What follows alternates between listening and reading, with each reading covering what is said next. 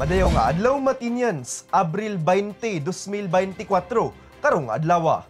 Ako si Josh Eric Jalgis. Ubanin kami alang sa mga labas nga mga balita gikan sa lokal nga panggamhanan. Ubos administrasyon ni Mayor Michelle Nakpil Rabat. Ug anya ang atong mga headlines. Mga nabahaan, gihatagan og materyales alang sa balay. Mga angay buhaton kung ana ay grass fire atong sayron. 8.3 magnitude nga linog sa Mati, gihinumdum. Sa police report, shabu ug armas sakmit sa kapulisan. Pinakaunang Open Gel Blaster Tournament ipahigayon.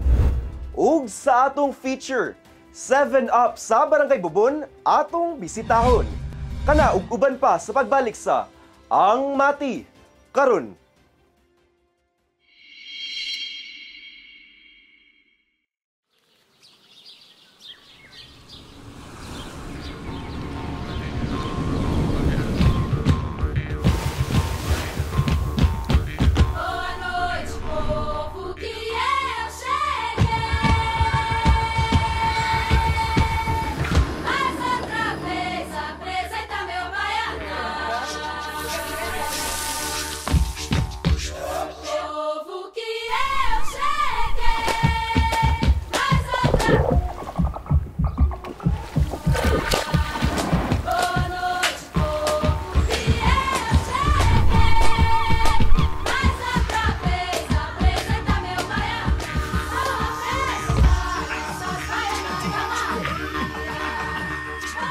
Mati is where to be. Make it Mati. Maganahay nga di.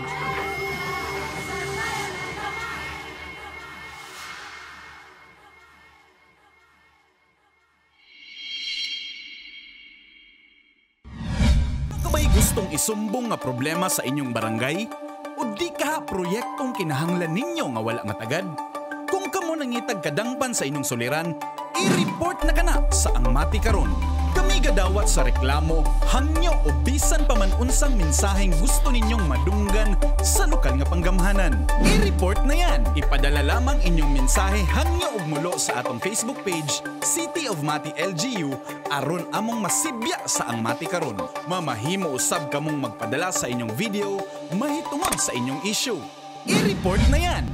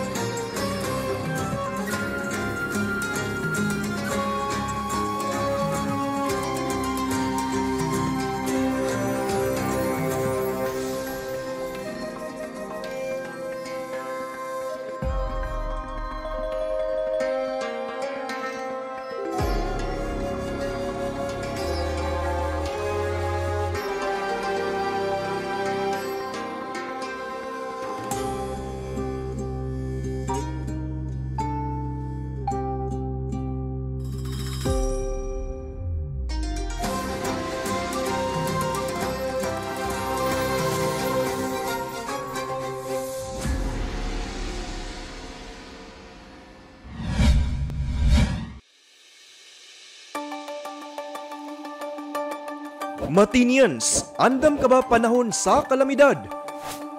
Ang Go Bag usa sa mga alibyo aron kaminusan ang epektong hatod sa kalamidad o emerhensiya.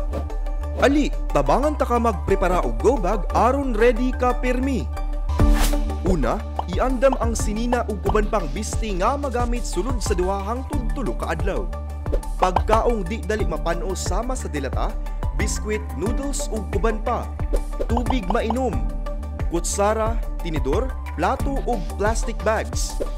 Toiletries sama sa toothbrush ug toothpaste, sanitary napkin para sa mga babae, sabon ug shampoo, hand sanitizer ug alcohol. First aid kit sama sa band-aid, mga tambal, ointment para sa mga samad, maintenance medication kung naa. Survival kit sama sa pocket knife na dunay can opener, flashlight ug posporo o lighter, ug pito. Mga gadget sama sa radyo, battery, power bank, charger ug extension cord. Human kini tanan maandam, ibutang kini sa bag na dili dali mabasa. Ang go bag ibutang sa butanganan na dali ra makita. Hinumdumi, mas luwas ang taong andam. I-ready na ang inyong mga go bags, Matinians. Kabalo ka ba? Nga otomatikong kansilado ang klase sa mga eskwelahan kung adunay bagyo, kusog nga pagulan, baha ug kusog nga linog. Subay sa DepEd Order No. 37 Series of 2022. Otomatikong makansela ang klase gikan preschool hangtod grade 12 kung adunay na issue na tropical cyclone wind signals. 1, 2, 3, 4 o 5 gikan sa Pag-asa o ang Philippine Atmospheric, Geophysical and Astronomical Services Administration. Gawas sa bagyo, otomatikong kanselado sab ang mga klase kung adunay gi-issue ang Pag-asa na orange ug red rainfall warning. Mamahimo sab na magsuspende og klase ang lokal na panggamhanan tungod sa pagulan bisan og walay warning gikan sa Pag-asa. Samtang otomatikong makansela sab ang mga klase kung adunay flood warning gikan sa Pag-asa. Makansela o masuspende sab ang mga klase bisan og walay flood warning sa Pag-asa kung kini gimando sa lokal na panggamhanan. Sa panahon sa linog, otomatikong makansela ang mga klase kung lapas sa intensity 5 ang gideklara sa PHIVOLCS nakakusgon sa linog. Samtang mamahimong ikansela sa lokal na panggamhanan o mga school principal ang klase kung adunay linog na baba sa intensity 5 ang kakusgon. Kini nga polisiya mausab ang ginasubay sa Commission on Higher Education CONCHED. Karon, kabalo na ka! Nanghatag og mga building materials ang City of Mati LGU sa mga nabahaang Matinian sa milabay nga mga bulan. Kini sa pakigtinabangay sa kumpanyang Hallmark Mining Corporation.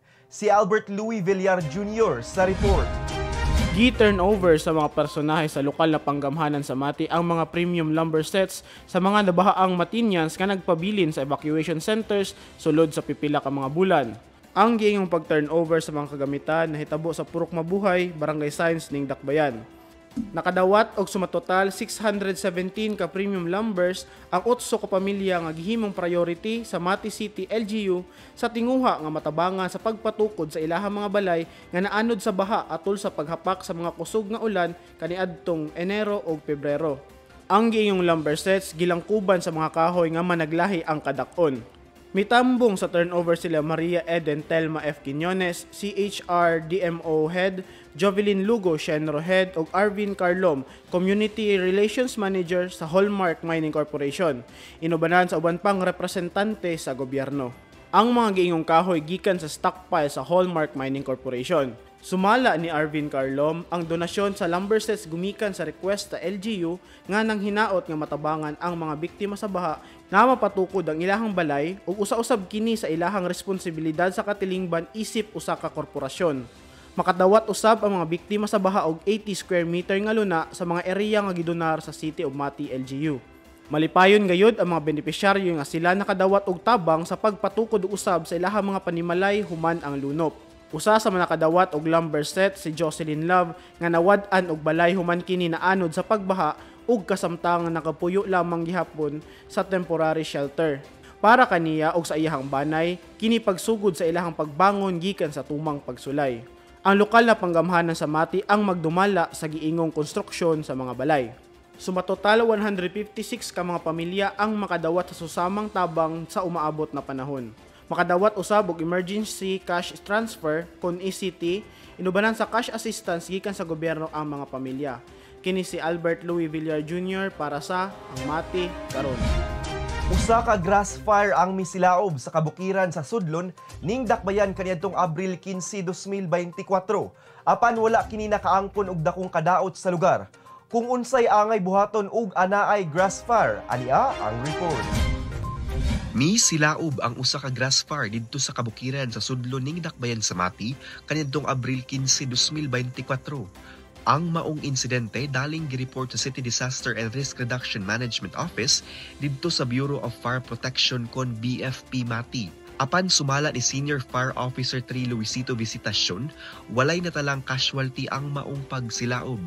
Actually, ang Bureau of Fire ning adto gyud dito sa sa grass fire, pero dili gyud namo masulod ang truck dito. Kami dili gyud namo ipasubo ang truck dito sa pagsulod kay dili man gyud makaya sa truck namo dito. So mga ilamig suri atong mga nasulugan. Walay casualty involved. Gipadayag sab sa BFP ang mga angay likayan nga posibleng mahimong rason sa grass fire, ilabi na karong panahon sa grabe nga tag-init. Sa katong mga butik advantage nga maggusto sila mag-uma ilang sunog-sunogon, nga dili na nila makaya. Ayop nga dili nila unta pahigayon karong nga panahon tungod sa tong kainit. Dili na gid ma-rescue sa fire kung in case kumudako siya. Labi na nanay mga balay sa kilid, mo na delikado.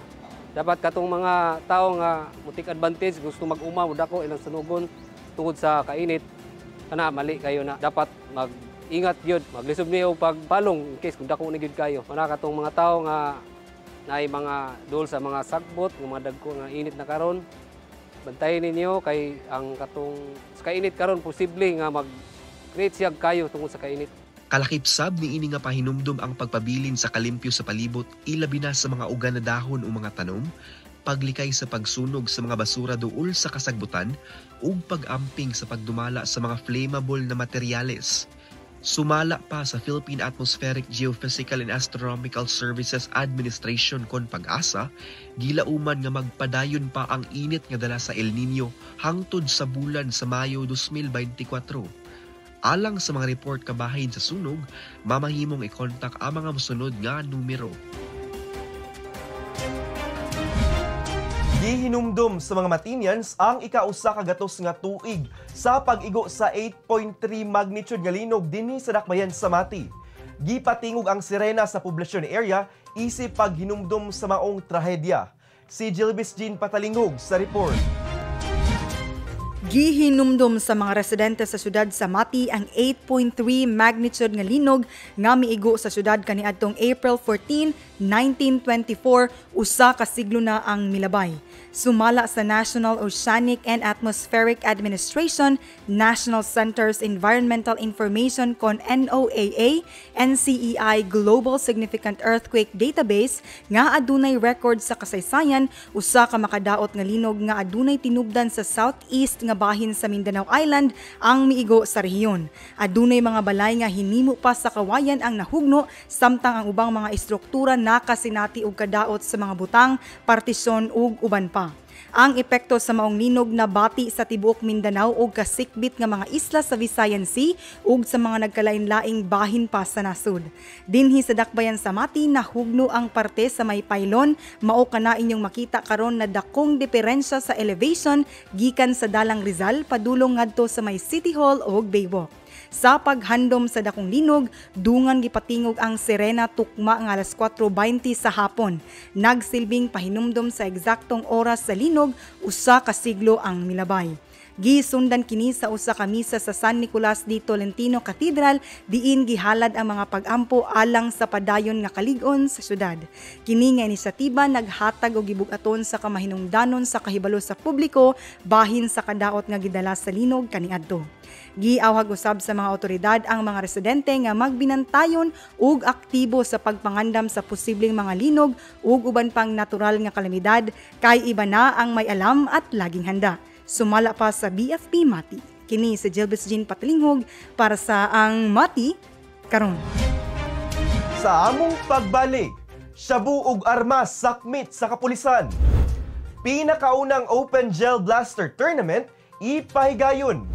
Ug sa atong feature, 7-Up sa Barangay Bubon atong bisitahon. Kana sa pagbalik sa Ang Mati karon.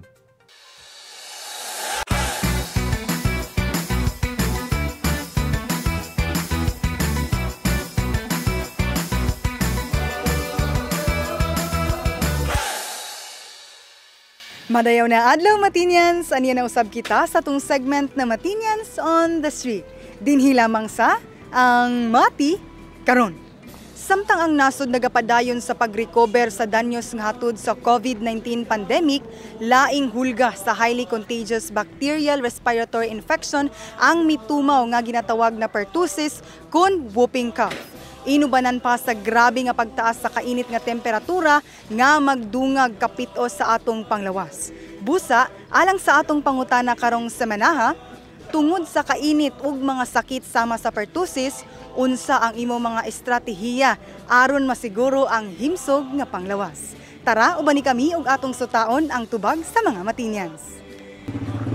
Kuan lang, vitamins o kaning herbal capsule. Oro na ako Eating healthy foods, then exercise every day. Like that na lang. Jogging early in the morning, sa late in the afternoon. Oo, laglaag, kaon-kaon. Eat og mga healthy foods like fruits and vegetables, then mag-take og vitamins, labi na karon nga very init.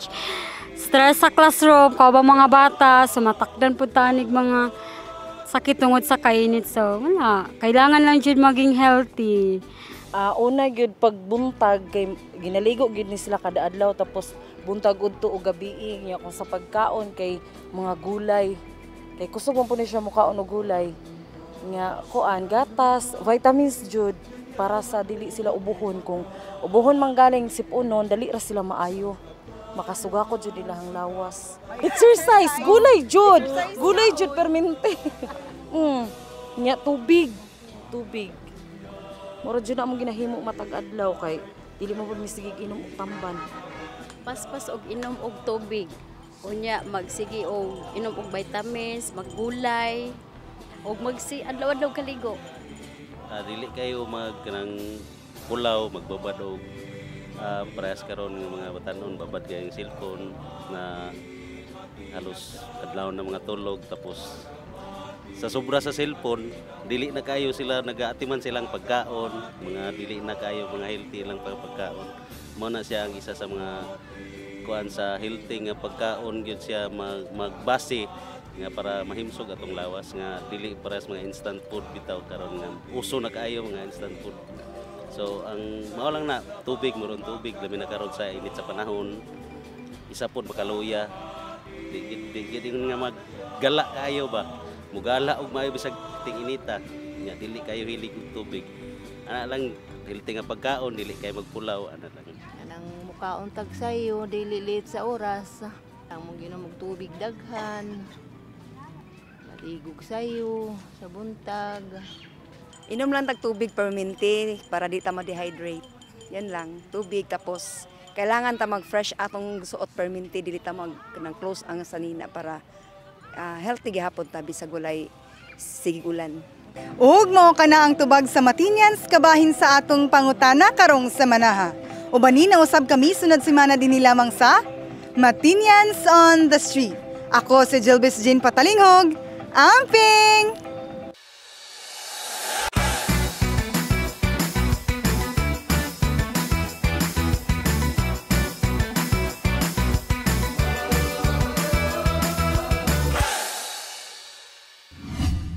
Nasakmit sa kapulisan ang kapin kung kulang 85 gramos sa gidudahang shabu ug armas gikan sa magtiayon. Samtang nagpahigayon usab og tree planting activity ang mga personahe sa BFP didto sa Guangguang. Si Nash Tiguelo sa atong police report.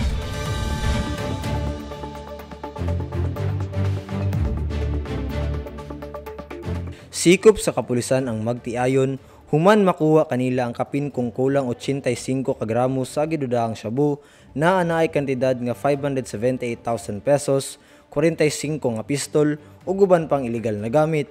Ang mga dinakpan giila na sila alias Jazz 26 anyos, usa ka freelancer na residente sa Purok Los Amigos, Santo Tomas, Davao del Norte, ug ang bana niini na 45 anyos, usa ka plumber nga residente sa Interco, Barangay Matiaw, Mati City. Subay sa investigasyon sa kapulisan, nakadawat og tawag si Police Corporal Franklin Huabe, Duty Desk Officer sa Mati City Police Station, gikan sa concerned Barangay Peacekeeping Action Team kun BPAT members sa Barangay Don Martin Marundan nga anaay gidudahang mga personahe nga gasuri-suri sa mong lugar ug nagdala og baril. Daling miresponde ang kapulisan nga gipanguluhan ni Police Major Roel F. Manga, Operation Officer, ubos sa pagdumala ni Police Major Al Anthony Igumban nga mausab ang Acting Chief of Police kauban ng mga personay sa Regional Intelligence Division kun RID, Police Drug Enforcement Unit or Police Special Operations Group kun PDEU or PSOG, RIU, PIT, DOR, NISG, EM, PDEA Dopo, mga miyembro sa BPAT ug mga barangay officials, nagipanguluhan ni Honorable Claro Miranda nga mao ang barangay captain sa Barangay Don Martin Marundan. Ang nasangpit nga mga ebidensya gimarkahan ug giimbentado sa lugar diin na naa ang barangay kapitan sa Barangay DMM Mati City ug media representative sa Mati City. Ang mga dinakpan ana karon sa kustodiya sa kapulisan alang sa tukmang disposisyon. Ang mga dinakpan pasakaan og kaso sa paglapas sa RA 9165 kun Comprehensive Dangerous Drug Act ug RA 10591 kun Comprehensive Firearms and Ammunition Regulation Act. Gihangop sa Mati City Police Station ang aktibong partisipasyon ug suporta sa komunidad sa anti-illegal drugs and anti-criminality campaign ngadto sa kalinaw ug kaapsay sa syudad sa Mati. Samtang ang Bureau of Fire Protection kun BFP sa Mati, mga ahensya sa gobyerno ug mga volunteer personnel mi partisipar sa gipahigayong tree planting sa Guwang-Guwang Mangrove Park and Nursery, Barangay Dihican ning syudad sa Mati. Ang aktibidad gimugna aron mas mapaayo ang kalidad sa tubig ug magsilbi kining puy-anan nga lugar ug breeding place alang sa lain-laing mga species sa kadagatan. Kini nga kalihukan nagsilbing ugat sa pagtanom og daghang mangroves nga seedlings alang sa mas himsog, luwas ug mas nindot nga palibot. Mao kini ang mga ahensya sa gobyerno ug mga opisina nga mitabang og partisipar sa maong aktibidad. Kini si Nash Tiguelo para sa Ang Mati Karon. Gatusan ka mga gel blaster enthusiast ang magtigiay sa pinakaunang Open Gel Blaster Tournament sa BJM Battleground didto sa Barangay Don Salvador Lopez. Si Peter Jan Buencamino sa report.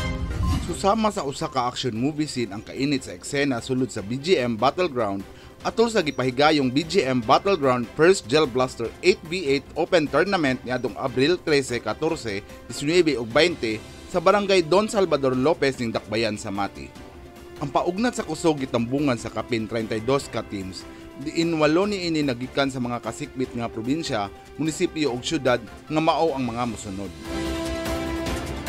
Sumala pa ni Benji Miones, kinsa na nag-iya sa BGM Battlegrounds ug organizer sa maong torneo, dako ang yang kalipay nga daghan ang mitubag sa ilang imbitasyon, din iyang nakita nga ubay-ubay na gayud ang mga Matinyans ang nahilig sa maong sports.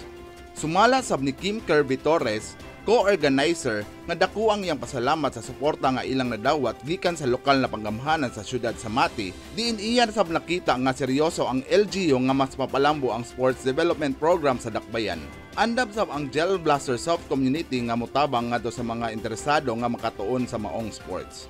Gipasalamatan sab sa mga organizers ang suporta nga ilang nadawat gikan kay City Mayor Michelle Nakpil Rabat, lakip na sab ang suporta gikan kay Davao Oriental Governor Nino Sotero L. Uy, diin mas manamahimong malampuson ang maong torneo. Ang Gel Blaster usa ka close quarter combat warfare game diin hinahinay ng gikabilihan sa pipila ka mga Matinyans. Ubay-ubay na sab ang mga torneo ang gipahigayon dinhi sa Dakbayan tungod sa mga maanindot nga mga terrains nga makita dinhi ug tungod sab niini hinahinay nang nailhan ang Dakbayan sa Mati nga usa sa mga lugar nga adunay maanindot nga Gel Blaster site sulod sa Rehiyon 11. Kini si Peter Jan Buencamino para sa Ang Mati Karon. Usa ka bagong atraksyon karon sa Dakbayan sa Mati, ang Rock Formations by the Sea sa Suksukan Bubon o mas iladong 7-Up. Gibisita sa among team ang lugar ug aniya ang report ni Jasmine Tia. Aesthetic gayod ug Instagrammable ang ginadayo karon sa may Barangay Bubon ning Dakbayan sa Mati na mao ang 7-Up Suksukan. Ang ngalan tungod sa rock formations ni ini ug maanindot na dagat na nagahatag og out of the country feels. Bago nimo maabot ang rock formations, kinahanglan pa ka mo-hike sa kapin 30 hangtod 40 minuto. Surely worth it ang kakapoy sa imong pag-hike kay musugat sa imo ang malakristal na tubig dagat ug breathtaking na rock formations. Gitawag ang maong tourist spot og 7-Up tungod adunay rock formation na daw porma og number 7. Ang 7-Up abri sa tanan gusto mo bisita, mag-andam lang og 20 pesos para sa entrance fee sa taas sa rock formation ug parking fee para sa adunay mga sakyanan. Para sa mga gusto mo bisita, iandam ang inyong tubig ug snacks para sa layo-layo na hike.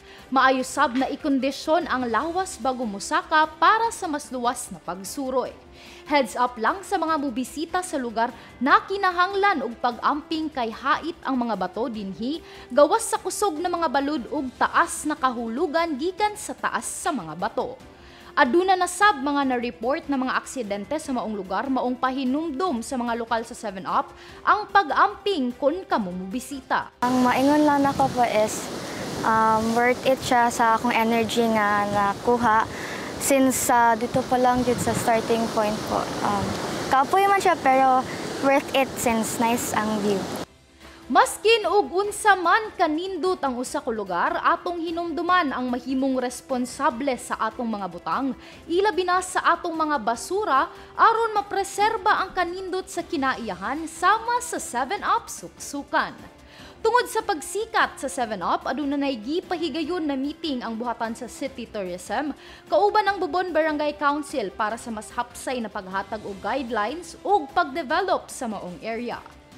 Matud pa ni City Tourism Officer Dashiell Indalible, prioridad sa maong diskusyon ang safety ug security, solid waste, health ug sanitation ug ang community-based tourism.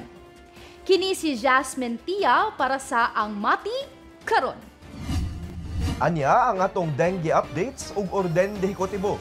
Apil na ang mga aktibidades sa atong halangdong Mayor Michelle Nakpilrabat karong simanaha.